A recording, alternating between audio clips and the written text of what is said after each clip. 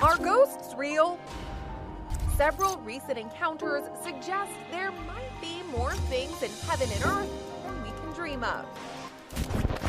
So are werewolves just a Hollywood creation, or do half-man, half-wolf creatures really exist? Now, tonight, we kick off our Conspiracy Theory Month series, which was a... The legend of the vampire actually goes back for centuries, and it exists in some form or another in almost every culture. In fact, some people believe the first vampire story was in the Bible.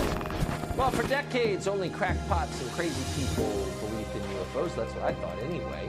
And then in recent years, it turns out that governments have been taking them seriously all along.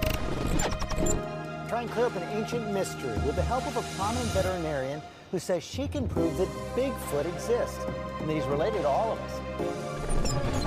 New reports, 5 pilots coming forward over the weekend saying they've had multiple mid-air encounters with high-flying, fast-moving objects.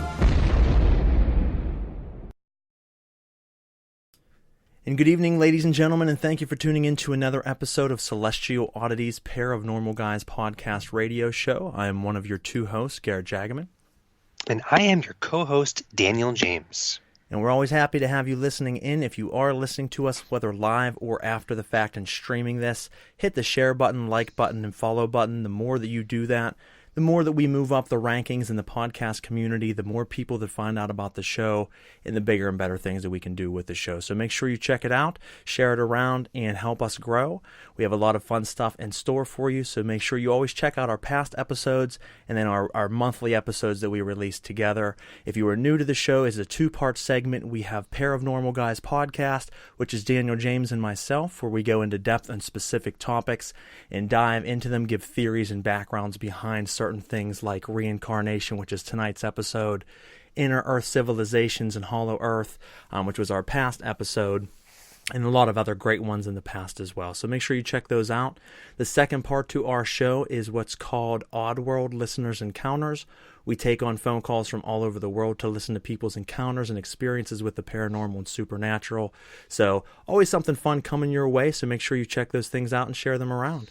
We are aired to you on iTunes, iHeartRadio, Spotify, pretty much everywhere that online streaming podcasting is, hosted. We are on there, so make sure you check us out on whatever you prefer most.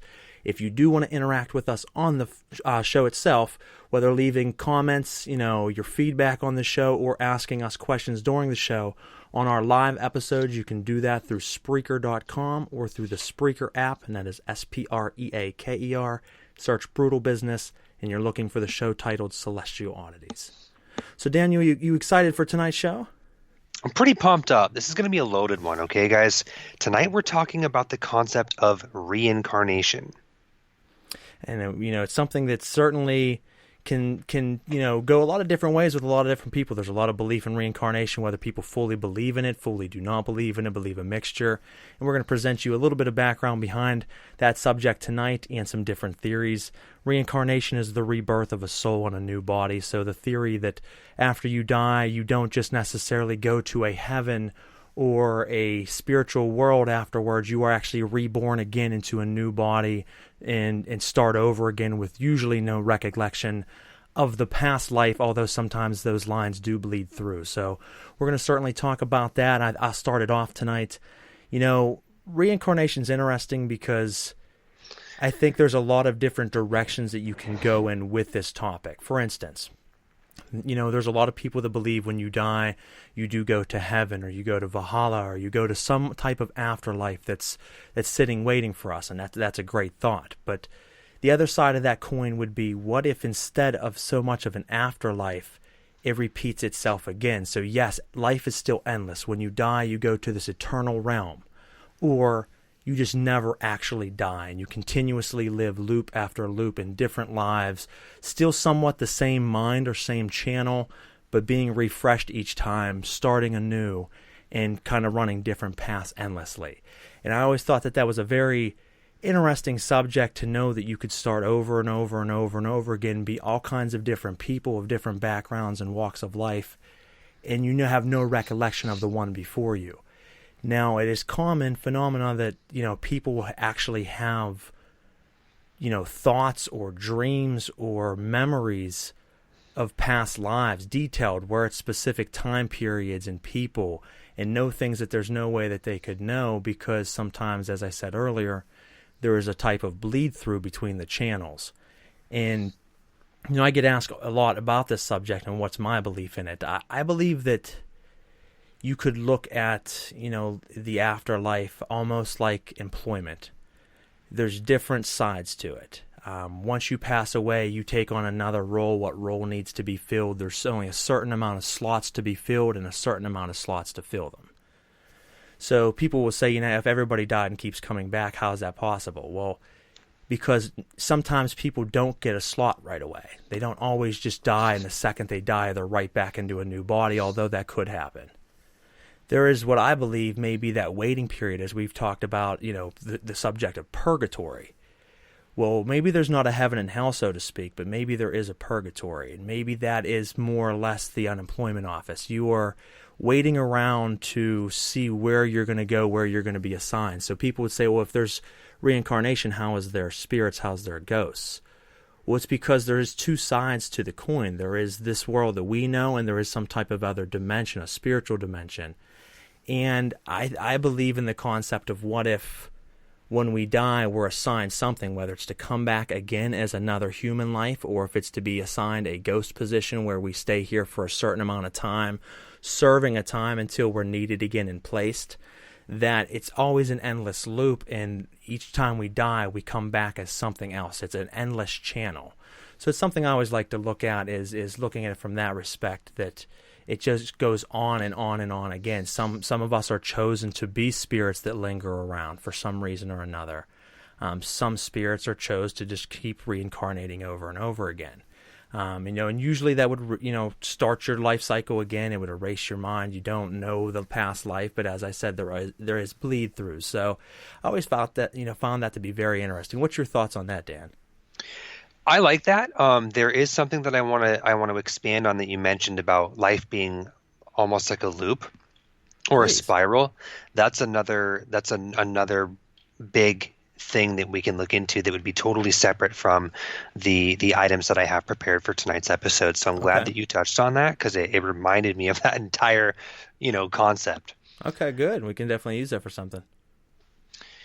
So I mean, what else, Garrett? I mean, what else? Like, do you believe in reincarnation? Is this something that you subscribe to? Is this, I know that everybody has seen concepts of an afterlife in movies, and we've heard about, the fact that we die, we reincarnate under a new identity. A lot of people have an understanding and an awareness of the term reincarnation, but do you agree? Do you subscribe? I do, to an extent. Like I said, I kind of believe that it might not always just be every single time you die, it's right back into another life. There might be a waiting period. Maybe the souls sit around for a while. There's only so many, like I said, jobs to be filled and so many people to fill it. So you might pass away and come back again. Your energy, your soul might come back again at some point down the road and resurface. It could be instantaneous. It could be years later. Maybe you feel a different role and you do linger around for a while, and maybe that's why there is something like ghosts, where they are waiting just to be filled into their spot again. Like, hey, you're given another chance. You're starting over. So I believe that there's a very good, possibility that there could be something like that going on. It's just hard because I have several different things that I'm interested in, as far as belief styles and different plausible explanations for things, that it makes it hard to commit to any just one. Sure. Well, let me jump into my little speech here. I want to just state here that anything that I say is definitely take what resonates with you and leave the rest. A lot of the radical beliefs and opinions that I've accumulated over the last, 6 or 7 years have been pretty eye-opening to me, and I like to take little pieces of all of it and make my own story out of it. So I encourage everybody to do that with what I'm about to tell you. In 2012, I went through what we call the spiritual awakening, where some sort of trigger happens in your life that that changes your total outlook on reality, on what you know as your congruent, three-dimensional life that you live, your identity. A lot happens when you go through a spiritual awakening. For me, the trigger was a handful of things. I was dealing with some pretty serious medical challenges at the time that were both financially taxing, draining emotionally. There was a lot of stress and concern around that whole situation. And I was married. Well, the medical issues put a lot of strain on my marriage, and it ultimately led to us getting a divorce. So in 2012, it was just a difficult year of a lot of transformation. And for people who have gone through, a very specific spiritual awakening, it's common that they have a trigger, like something in their life like that like is almost like a rock bottom or a breaking point that leads them into something that wakes them up to a greater perspective of the way reality works. For me, my good friend Jessica, she gave me a book. As simple and cliche as that sounds, she gave me a book. I was explaining to her that ever since I was a kid, I'd had this vision that I was standing around a large table, almost like in a council. And in the center of the table was Earth, a depiction, almost like a holographic screen of Earth. And I was in a council of beings, and I remember that we made a decision on something, and I fell backwards, and I woke up. I was born as Daniel James. So when I explained that to my friend Jessica, she said, "Yo, dude, I'm not even kidding. I read about that, something similar in a book. You have to read it." She gave me the book, and the book was called The Journey of Souls by Michael Newton.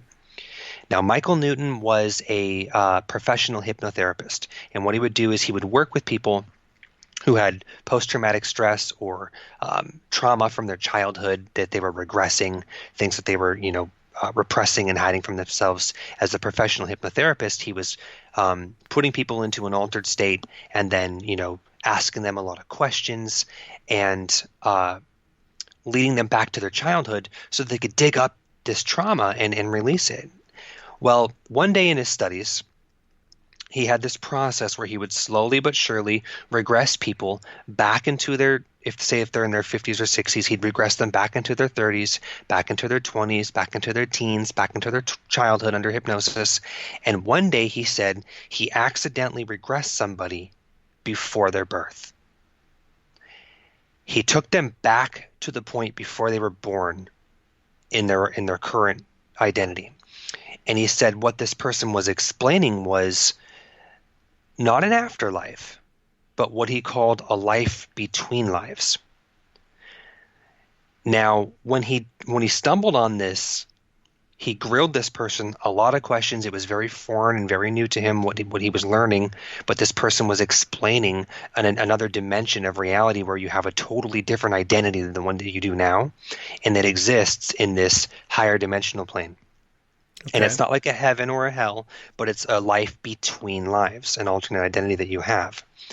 And so when he discovered this reality, he started taking his clients and doing this deliberately. What was once a mistake, he was now intentionally regressing people backwards in time to before their birth to this life between life state. And when he regressed them to that point, he was connecting them to a higher dimensional aspect of themselves that wasn't really bound by the mechanics or the reality or the memory limitations that we have in this life. And from that point, he started doing it pretty much nonstop.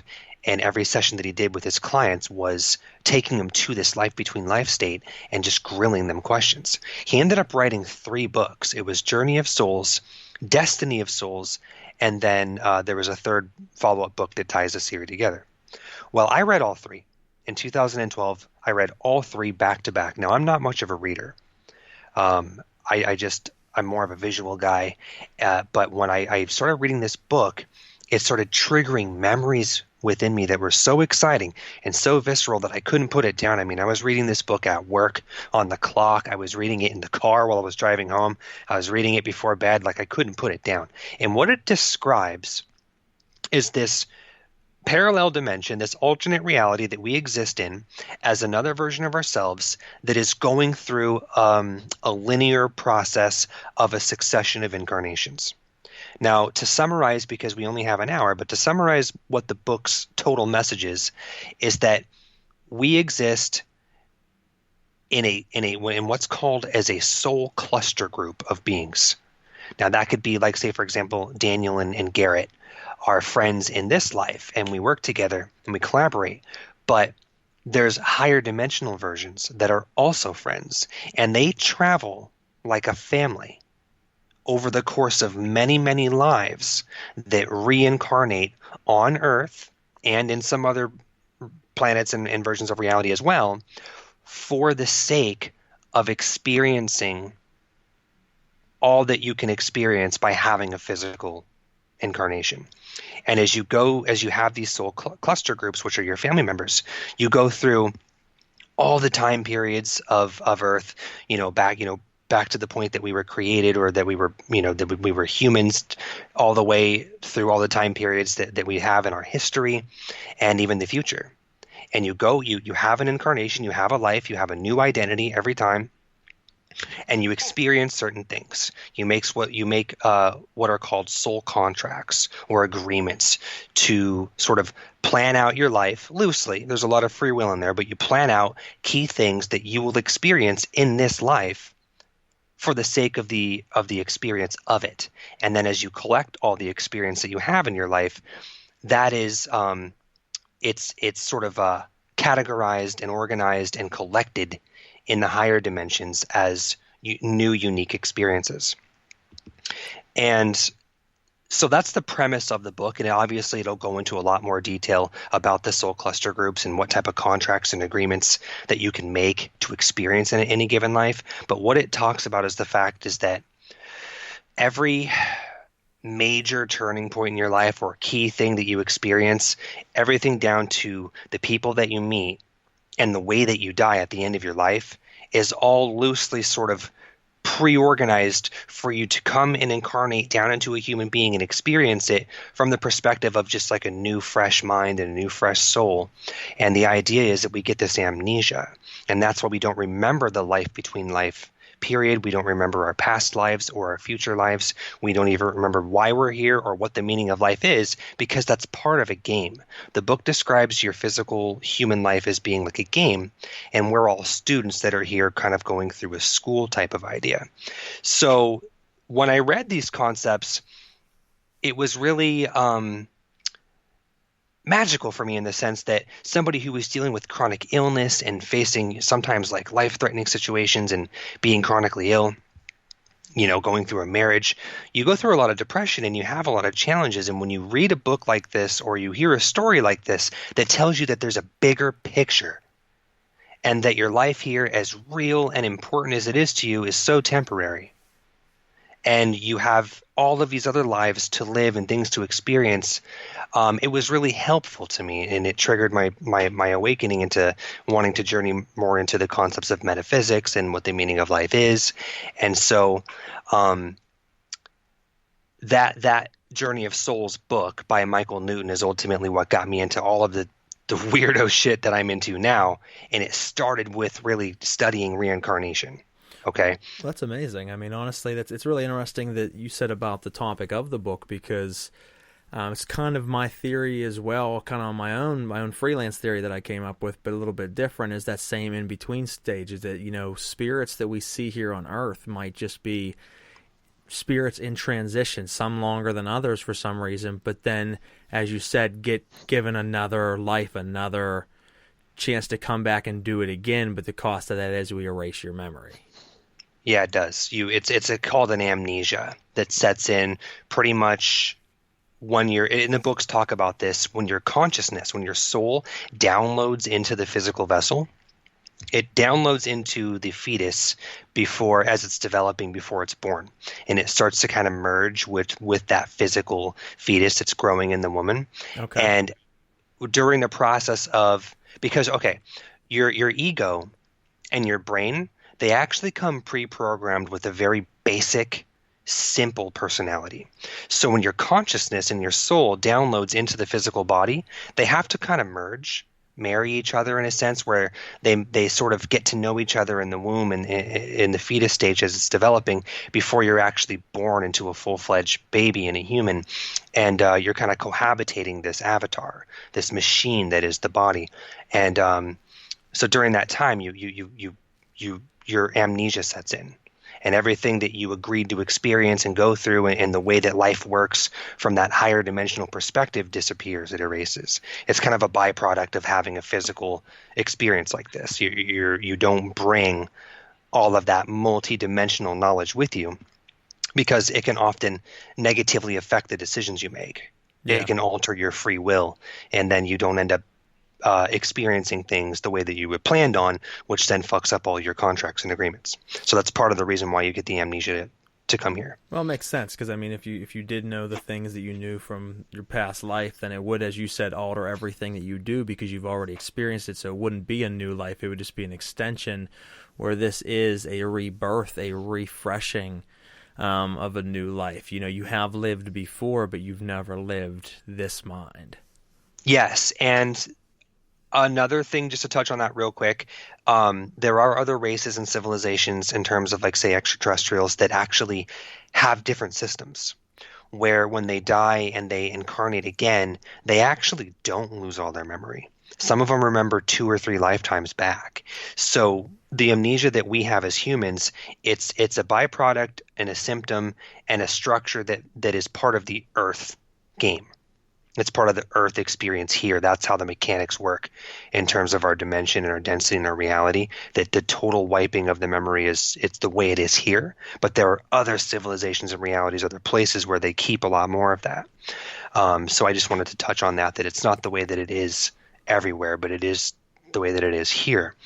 So let me dig in here a little bit more, brother. I want to talk about the evolution that I've gone through since I read this book. Now, if anybody's listening and they have an interest in what I'm talking about, I would highly suggest getting the book Journey of Souls by Michael Newton and just reading the first book, because the first book will set the stage for you. And you can find it on like eBay and Amazon. But it came out in like the 90s. I think it's relatively old. But I've come a long way in the 7 years since I've read this book, okay? And the things that I've learned and the evolution of my understanding of reincarnation has changed quite a bit since this initial source material. What I've learned since reading the concept of the Journey of Souls, which, just to recap briefly, you are in a school and you come to Earth to train and to learn and to gain experience.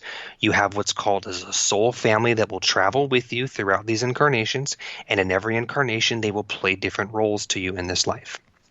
But it's all for the sake of experience and growth and the evolution of your soul itself, or your multidimensional perspective. What I've learned since then is that time itself is definitely not as linear as humans perceive it to be. So the way that we linearize time is minute to minute, hour to hour, day to day, week to week, month to month, year to year, and so on and so forth. That is the way that time works in the mechanics of the third dimension.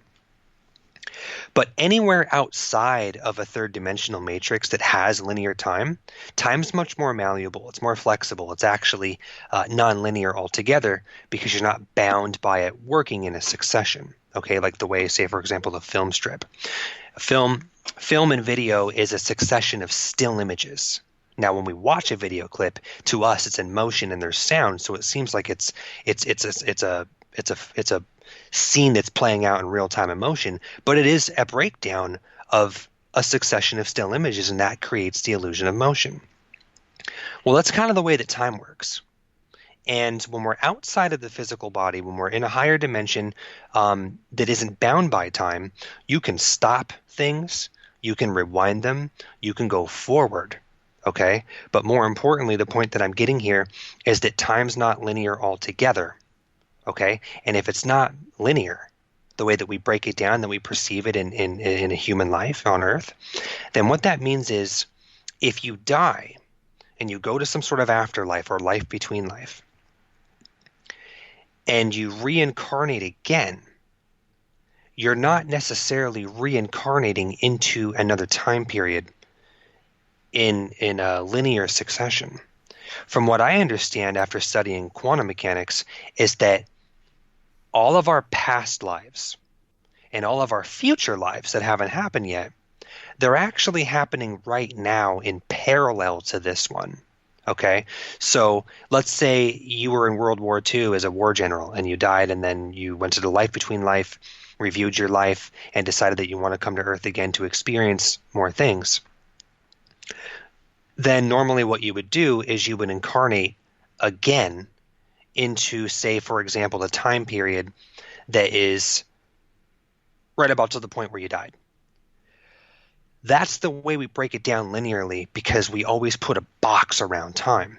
But from my understanding is that all of your past lives and your future lives are not happening forward and backwards, but imagine that they're happening side by side or even stacked up top to bottom. Okay? What that means is you're not going to the past, you're not going to the future. You can live in different time periods and in other versions of reality all at once. And the way that you organize these concepts, the way that you categorize them and have a one fractal unified experience in that reality is in your multi-dimensional self, which we call the higher mind or the higher self. We also have another tier system of multi-dimensional selves called the oversouls. These are the beings that exist in higher dimensions that are us. Okay, and we are fractals of those beings down here having the incarnations. But these beings, they're not bound by linear time, forward and backwards, by history and the future. They are in a timeless state that doesn't move. And what they do is they download small portions of their consciousness, fractals is what we call them, of their consciousness into physical dimensions like Earth being just one of infinite, one of hundreds of thousands or millions of identities. And all of these identities are you. They're just you from a different perspective.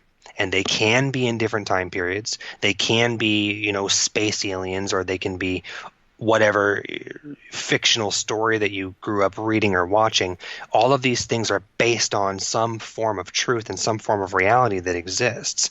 We, writers and artists, they cannot conceive of anything from what's called as imagination. They're just tapping into other versions of reality that exist where they're having an incarnation just like this one. Okay, so if somebody feels like they're really drawn to, say, Alexander the Great, or some historically important figure, they feel that they're very attracted to that being. They say, well, maybe that was me in a past life.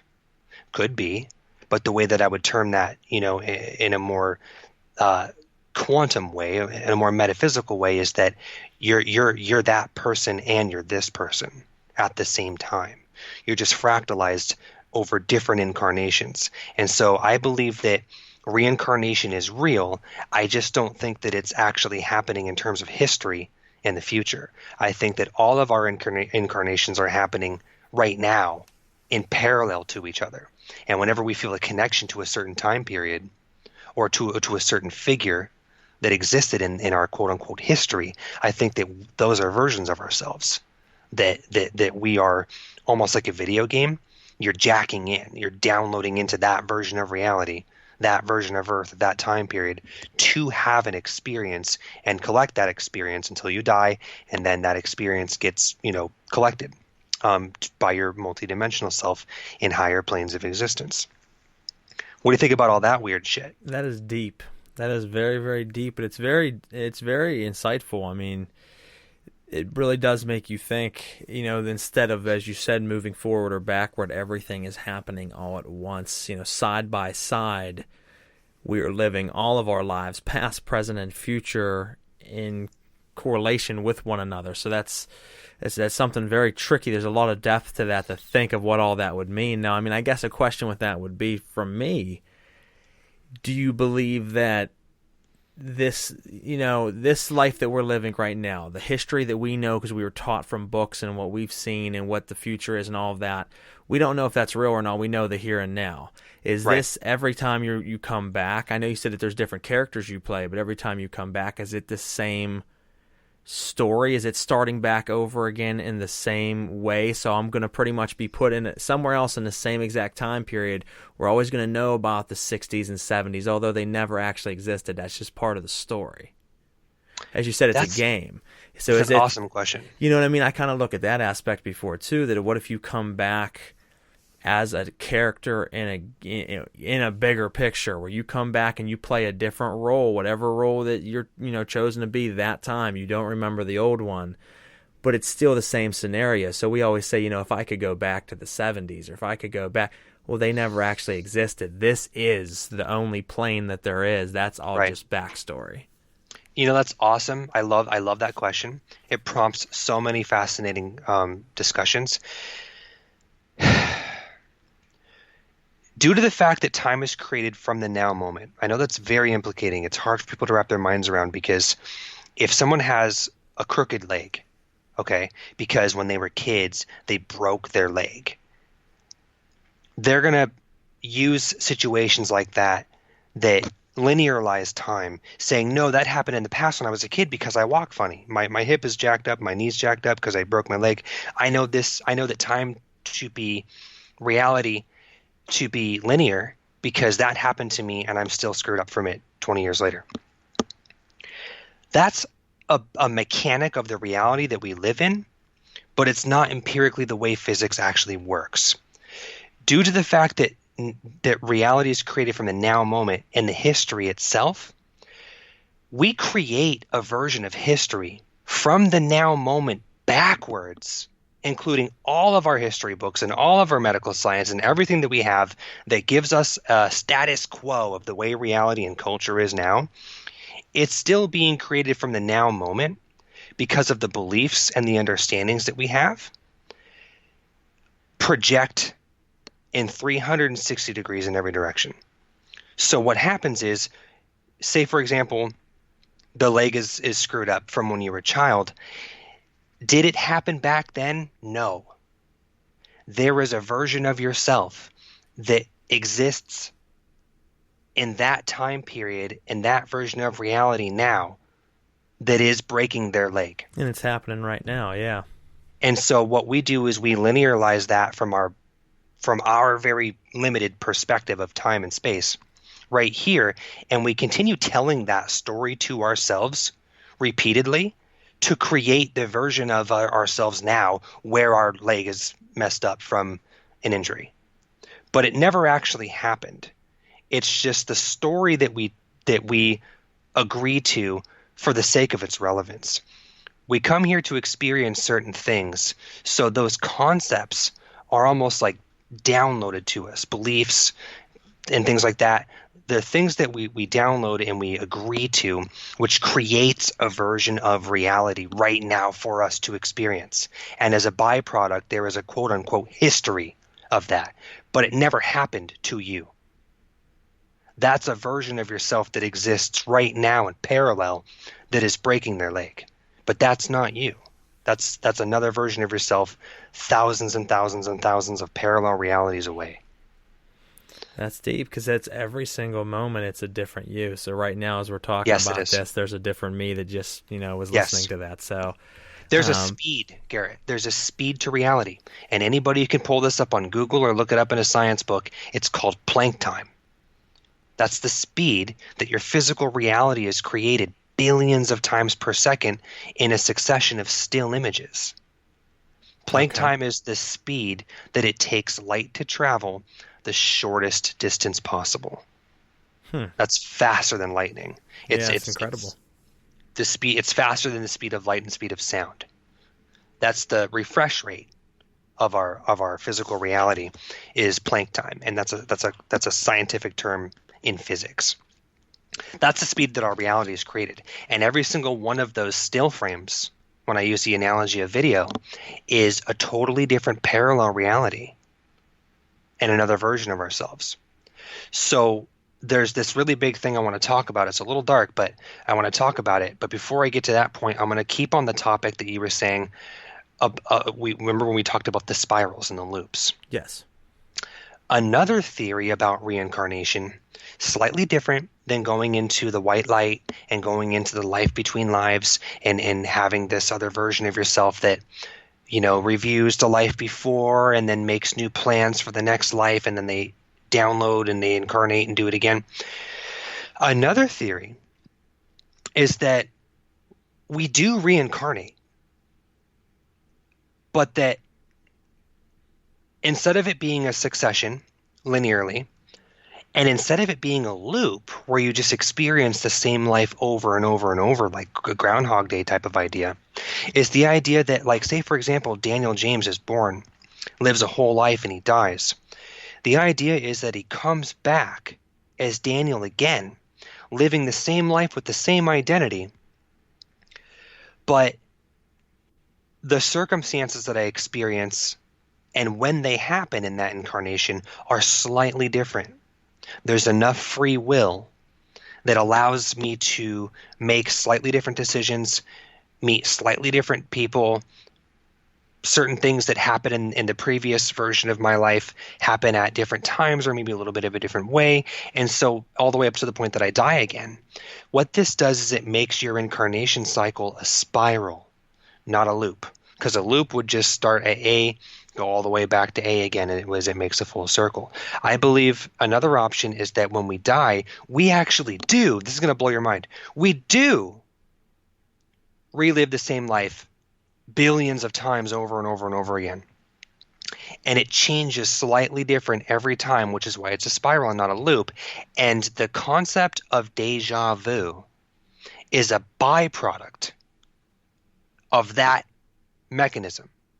When you experience deja vu, like, oh man, I feel like I've done this before. I feel like I've already been in this situation, or that, my wife said that exact same fucking sentence at the exact same time, the same way. It's such a weird foreign experience when you have deja vu, right? Absolutely. That's because you literally have done this before, maybe hundreds of times, in the same setting, in the same situation, and you're catching up to that reality. You're catching up to that past version of yourself, that future version of yourself that has literally done that the exact same way, maybe countless times. And I think that's honestly one of the most plausible for me, and I'm very glad that you touched basis on that, because I wanted to talk about that tonight myself, was that exact thought. What if each time it is literally the exact same life, but as you said, circumstances change throughout that life to make it a completely different journey? Because if you give someone 1,000 different lives, every single one of them is going to be different, because should we go left or should we go right tonight on this walk? Yeah. Completely different scenery, completely different people you bumped into and met that night that spawned to other things that just spider-webbed out. And that's what happens with every moment and every decision that we make. So if you get to relive your life each time, it's going to be completely different. You're going to be a different person in each one, have a different job, have a different family.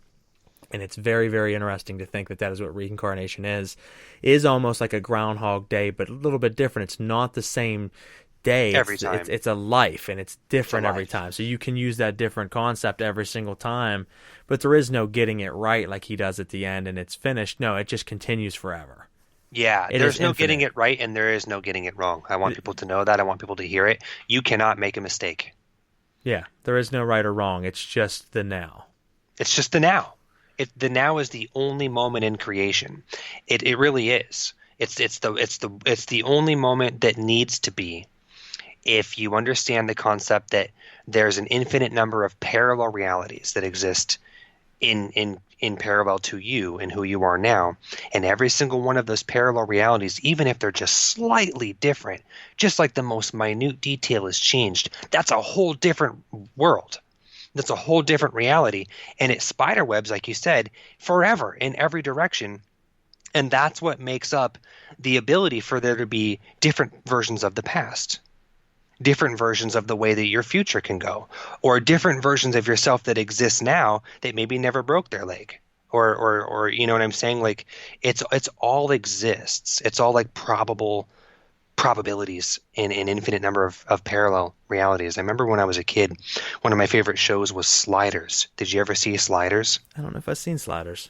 It's about these college kids or whatever who make a time. They think they make this device, and what happens is it allows them to jump into a portal that goes into a slightly different version of their own reality. And there's literally an infinite number of them, not like 100 of them, but like an infinite number, and they all go sideways. They don't go backwards or forwards. They're still them, but they could be in totally different circumstances. They could have different jobs. There could be different versions of the past that have made reality more futuristic by now, or even post-apocalyptic. And I'm into that concept that all of it exists. When someone says, "What happened in 1912?" I would say yes, because everything happened and nothing happened. Okay, yeah, I can get that. It's weird, it's weird, but this is what I'm into. These are the type of things that I study all the time, and my perspective on it is always changing as I come into new information. But I do believe that reincarnation is a real mechanism, but we have a slightly skewed or distorted perspective on the way that it works mechanically. I always felt that, what if too, all of this, I'll go from my perspective here, all of this is me.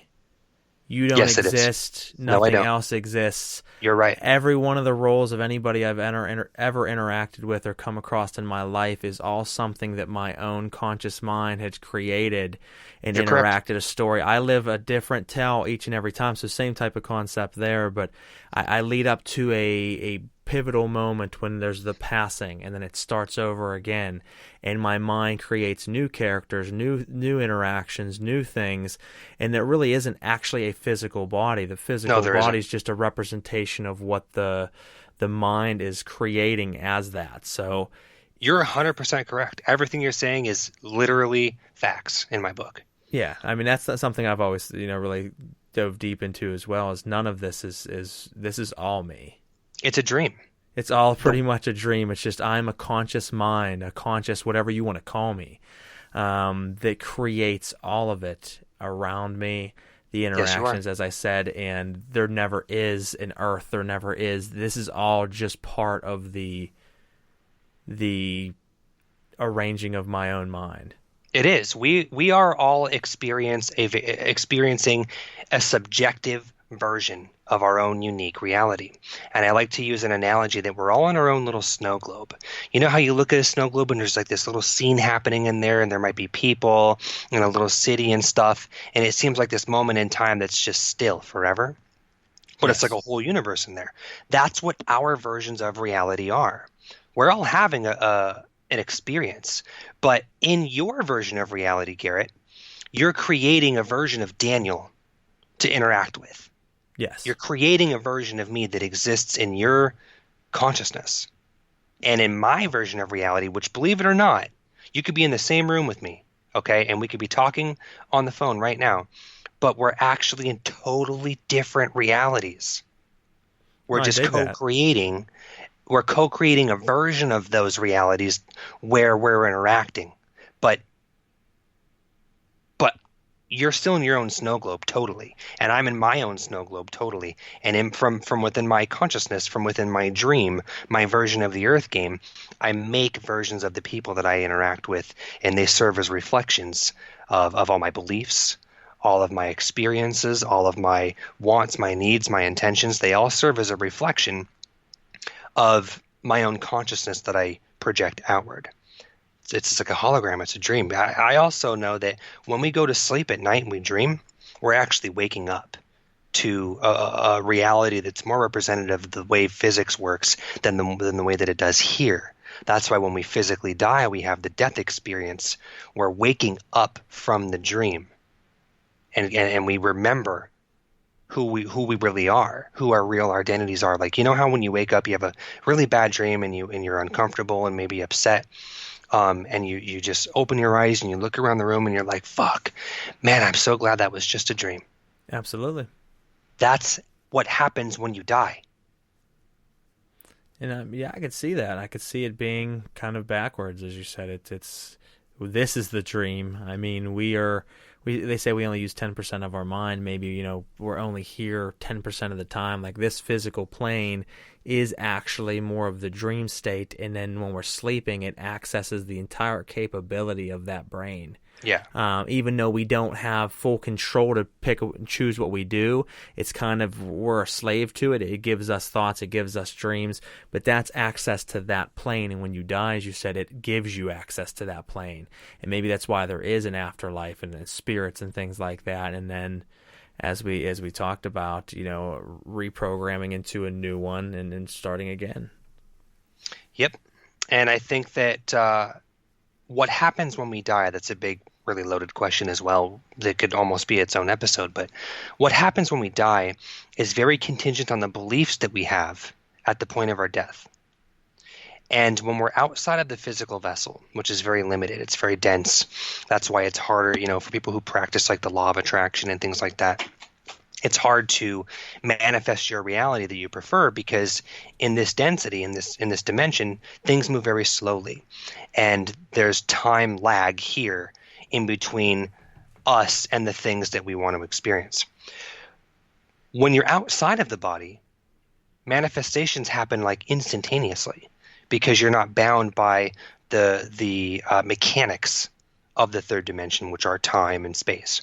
So when you're outside of the body, things manifest very quickly, which is why doing your research about life after death is so beneficial to anybody and everybody, and which is why I personally, I don't mean to offend anybody, but I feel religion is so toxic because of what it indoctrines in people's belief systems about what happens when we die.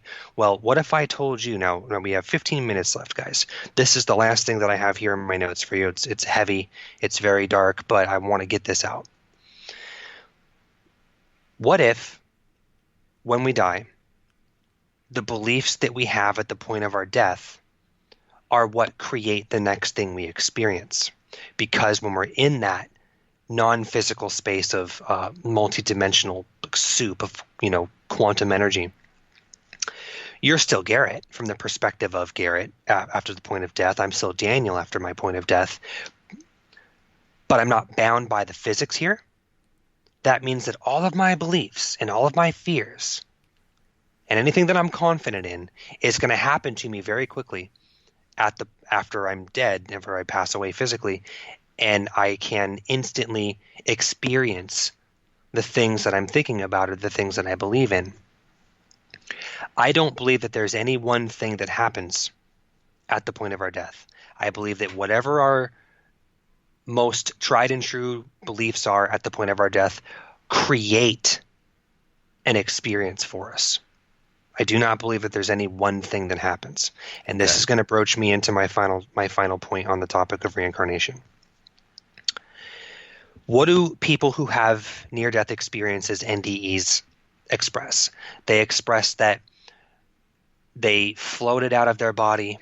Some people experience hearing very inviting music. Some people experience warm, inviting smells. Okay? Some people are greeted by a past animal that they loved, or a relative or a family member that they were very close to. And these very inviting experiences sort of overwhelm us. These are things that have all been expressed through the concept of near-death experiences. And then what happens next? Well, they say a white light opens up, and they feel drawn like a magnet to float up towards this white light, this portal that takes them into this loving space of very high vibrational energy, and it smells like apple pie and flowers, and you see your fucking dead dog from your childhood, and you just want to be there. You just want to go there. It feels like heaven. Some people describe seeing angels, beings with wings, and some people just, feel like blissed out, like it's the most euphoric happiness they've ever felt, and they want nothing more than to go into this white light portal. Well, what if I told you that everything about that life between life area, that life between life stage, is fundamentally true, but there was a version of it that had been hijacked, that had been taken over? Now, I don't want to freak anybody out with this. This is just something that I've learned about and studied, and I'm still learning about and studying now. But that there was a version of this white light and a version of this life between life area where you meet with your spirit guides and you meet with your dead relatives and you do what's called as the life review.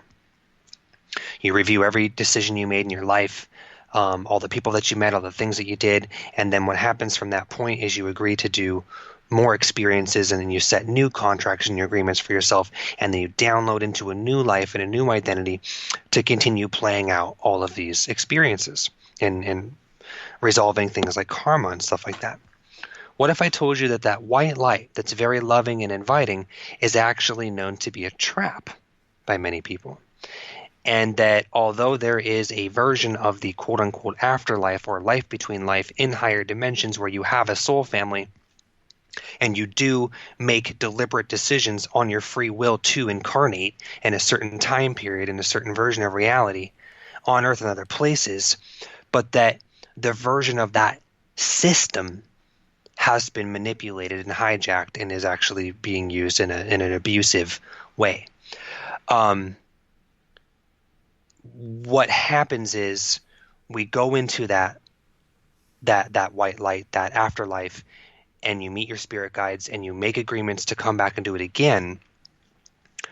The new theory that I'd recently come into is that it is a trap. And it puts you into what's called as the false ascension matrix. Now, many people have heard about the concept that we live in a program or a hologram. We live in a matrix, much like the movie. The movie depicts a digital reality that the consciousness can download into, but it's very fake, and you have a physical vessel somewhere else. And this matrix that you download into is built on a bunch of systems and paradigms that do nothing but really actually rob you of your sovereignty and your free will by using forms of manipulating beliefs and things like that. Well, this gets into the concept that the Matrix is more of a documentary than it is a work of fiction, a science fiction movie, that the white light that we go into this reincarnational loop and then come back to Earth and have a new life downloads us back into the same matrix system, the same hologram, the same program over and over and over to live countless lives as the same identity or a different identity to keep having experiences here on Earth. That's another theory that when I came into that information really blew my mind and opened my eyes up to a lot of things that will point you at the concept of religion. It'll point you at the concept of war, the concept of the economy, healthcare, any of these major systems that are cultural foundations that affect our everyday life. They're all part of this matrix system that keeps you in this loop that just sort of recycles your consciousness over and over and over and over and over on Earth, in the Earth game. And that there is an infinite number of densities and dimensions outside of this system. And that you have multidimensional versions of yourself, just as I've explained, but that this fractal of yourself, of Daniel, it has been on Earth for 100,000 years, 200, 300,000 years, reincarnating over and over and over and over and over, and actually not advancing the way that you're supposed to through that school system, through the training system, and playing the game of life, collecting the experiences and going through life the way that we are now, and then taking those experiences that we had with us into the higher dimensions, back to our higher self, back to our oversoul, where we can continue expanding as creators, sovereign, infinite beings, that we are actually in a trap. And I hate to end this episode on a dark note, but we're talking about reincarnation, and I could not talk about the concept without mentioning the reincarnation trap that many people believe exists. And that's interesting. It almost would seem like that itself would be, hell. So you're trapped in that endless loop. and you're never advancing, and it is just the replay over and over and over again, and that would actually be what hell would become then after your afterlife. So interesting. That does almost make a different reality to hell. We think of hell as a certain thing, but that's almost a hell in itself in a completely different thought process than you normally would think of hell. And when they talk about hell, what do they say that really is the deciding factor in that reality? Is that the worst hell would be the one that you didn't know you were in. True, and they also say hell is repetition. So, I think that makes sense. You don't know you're in it. You'll constantly believe you have to fight between good and evil in your life. You have all these decisions, all these roles, all these factors that you have to live around. But at the end of the day, you're just going to live that entire lifespan. What seems like it's forever, but it's really the blink of an eye. And then you're going to end it, and then you're going to start again over and over and over again forever, and never understand that itself is hell, because it's not allowing you to advance on to the spiritual state, that world that you see when you're sleeping, which allows you so many other different possibilities. You just don't even know they're there because you're stuck in the hell. Exactly. And that's why I think that part of the trap is not just like a prison of society and culture, but a prison of the mind. Because if you believe that you do and don't do certain things throughout your life, or this will happen when you die, that's another like free will infringing paradigm that is another hell in of its own. Because like I told you, if we are bound by certain physics of this version of reality, but that when we die, those physics are released, those shackles and those chains are dropped, and we can now instantly manifest anything that we want. What if when you die, you have all these negative, very limiting beliefs about what's going to happen to you because of this one fucking thing you did when you were 17? And those are all chains of the mind. Well, they are, and that's an interesting thing to think about, because as you said, when you take that away, it's very liberating, because certain religions do believe in reincarnation, and obviously Buddhism is a big one. And I listened to a speaker at one point in time about reincarnation. He said that if you don't have to worry about the bonds of death and the now and the moment that's happening now, because it's endless, so he looked at it like, you can't change anything. So I got cancer. You know what? That sucks, but in the next life I won't. In the next life it'll be something different. Oh, this happened to me now? That's great. I'll get to live it again 1,000 times over. And I looked at that, I'm like, that's interesting, because when you take away the good, the bad, the decisions that you have to make, and know that all of it is endless, and you can't make a wrong decision, as you said earlier. It might not be the one you wanted it to be, but it's not wrong, because it's just another experience, and we'll start over again at some point. Yep. And there's a lot of things that I want to expand on the concept of the power of belief and how that carries on into the afterlife and the implications of that. And so, Garrett and I were talking about what are some concepts and themes we want to discuss on the next handful of episodes. Well, reincarnation was definitely one of them. And then another one that I'd like to get into that's really going to tie into a lot of what I've been talking about is the concept of karma. It's a good piggyback off of reincarnation for sure, because they kind of go hand in hand. They do. So I think that's something we can definitely get you folks another episode coming soon, whether it's the next one or it's in the next few. We will be getting you an episode on karma. But if you have suggestions on what it is that you do want to hear from us, please, email us, message us, let us know what you want to hear us talk about on the show. You can do that at brutalbusinessent@gmail.com. Again, that is brutalbusinessent@gmail.com. If you message us, you can let us know what you think of the show, any suggestions you have, what topics you'd like to hear, and anything in between. We're always here to listen to you. We answer back frequently. If you've had an experience with the paranormal, whether it be ghosts, cryptids, UFO sightings, alien encounters, shadow people, sleep paralysis, you name it. If you've had an experience, please let us know. If you want to come on the show, talk to us about it. We would love to have you on our Oddworld Listeners Encounters series, where we bring on people from all around the world to share their experiences. I always love talking to you ladies and gentlemen out there that, have felt something or seen something that's unexplained, because I know I certainly have throughout my life. So it's nice to meet other people and network with people that have experienced similar things. So hit us up at brutalbusinessent@gmail.com. Let us know, what it is that you want to see from us, or if you want to be on the show.